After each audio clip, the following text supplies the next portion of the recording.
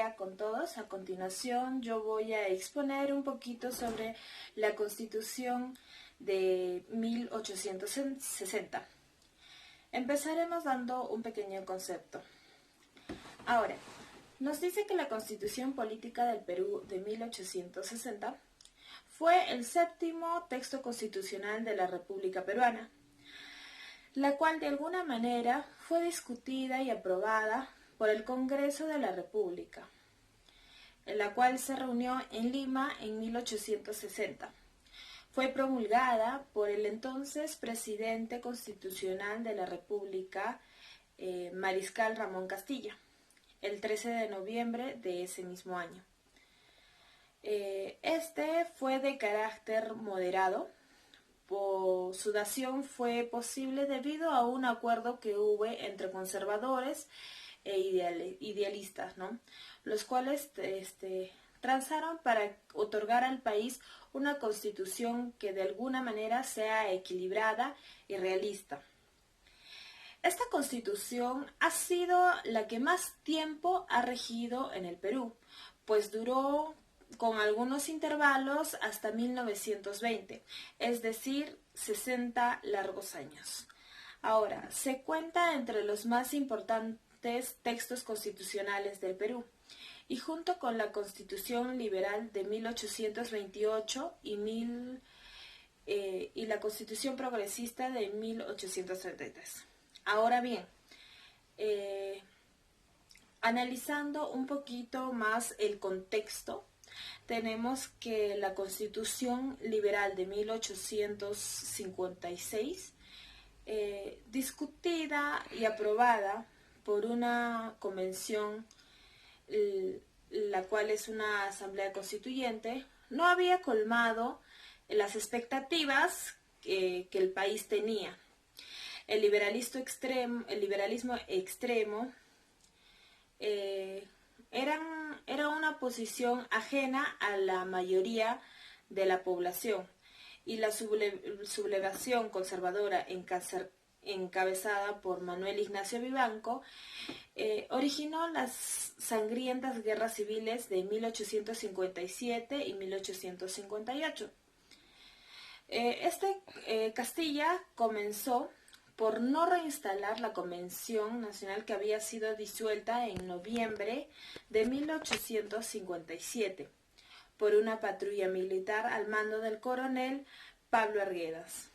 Y convocó a elecciones de un nuevo Congreso extraordinario, y para presidente constitucional, Castilla, que solamente era un presidente provisional, se presentó como uno de los candidatos, y como era de esperarse, triunfó en dichas elecciones. El nuevo Congreso se instaló en octubre de 1858 y proclamó a Castilla presidente constitucional, con un mandato de 4 años más. Ahora, este Congreso extraordinario, que no se mostró dócil, como había esperado Castilla, suspendió sus sesiones en mayo de 1859, anunciando su reinstalación como Congreso ordinario para julio del mismo año. Lamentablemente este gobierno vio esto como algo inconstitucional, puesto que solamente le correspondía al presidente. En consecuencia, decretó la convocatoria de elecciones para nuevos representantes, los cuales se reunirían al año siguiente.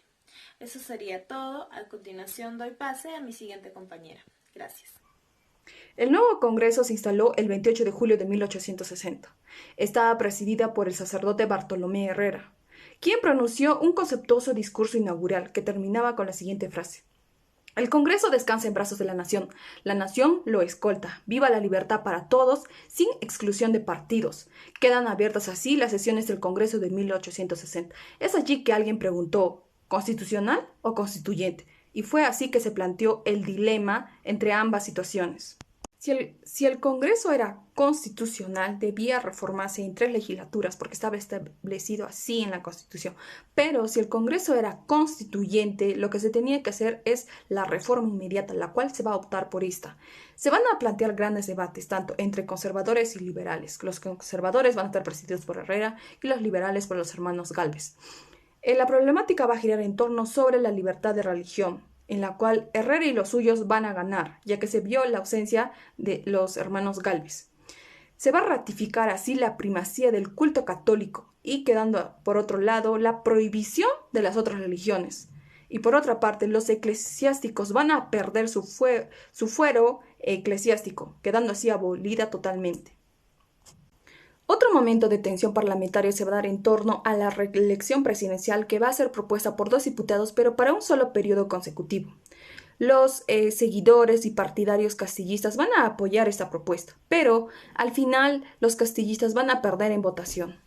Cordiales saludos, doctora Yamile, compañeros todos. En esta oportunidad voy a continuar con la explicación sobre la Constitución de 1860. Vamos a hablar sobre la promulgación, su significado y su estructura. He hecho este pequeño material para que no se pierdan, ¿no? Y siga a continuación las ideas. Primero, sabemos que la Constitución fue promulgada el 13 de noviembre de 1860. A pesar de que Herrera y sus correligionarios quisieron que la Constitución fuera muy radical, porque como sabemos Herrera había sido obispo de Arequipa, era político y era muy conservador.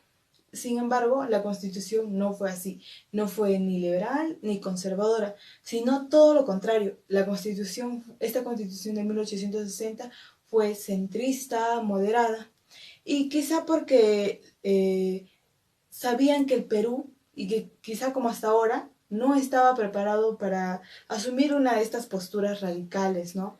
O de ser liberal, de ser sumamente conservadores. Entonces, lo hicieron de manera acertada.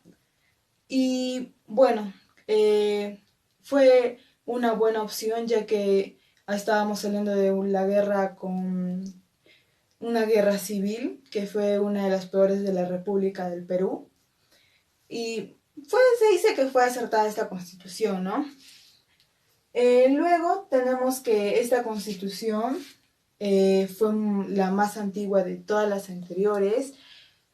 Duró 60 años, pero sí fue reemplazado un tiempo por una constitución liberal en 1867 y luego por un estatuto provisorio que iba de 1879 a 1881, que fue expedido por Nicolás de Piérola.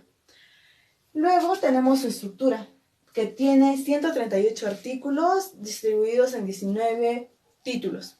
Los 19 títulos no se centran básicamente en la nación, de la religión, de las garantías nacionales, de los peruanos, de la ciudadanía, de la forma de gobierno, del poder legislativo, de las cámaras legislativas, de la formación y la promulgación de leyes, de básicamente también de los ministerios, de la comisión permanente, de un acuerdo legislativo, de las municipalidades y de la fuerza pública, del poder ejecutivo, del poder judicial y finalmente no las disposiciones finales y transitorias. Gracias, espero que... Bueno, yo voy a explicarles sobre algunas disposiciones que tenía esta Constitución, como que sancionó la primacía de la religión católica, restableció la pena de muerte, pero solo para casos de homicidio calificado, dispuso que el derecho de sufragio sería ejercido por todos los ciudadanos que supieran leer y escribir, ¿no? O fueran jefes de taller o dueños de alguna propiedad, o pagaran a tesoro público alguna contribución. La reglamentación de ese derecho se hizo por ley posterior que volvió al sistema, ¿no?, de votación indirecta, porque la Constitución anterior había establecido la votación directa.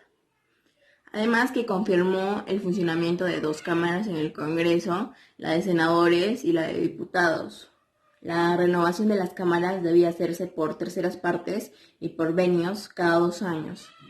Estableció que para ser diputado se debía tener 25 años de edad y para senador 30 años.